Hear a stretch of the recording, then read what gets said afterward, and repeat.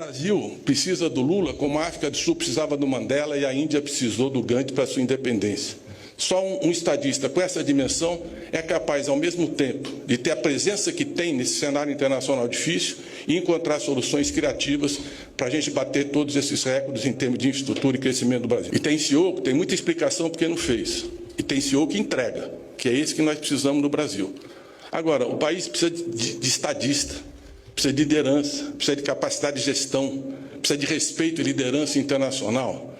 O Brasil precisa do Lula como a África do Sul precisava do Mandela e a Índia precisou do Gandhi para sua independência.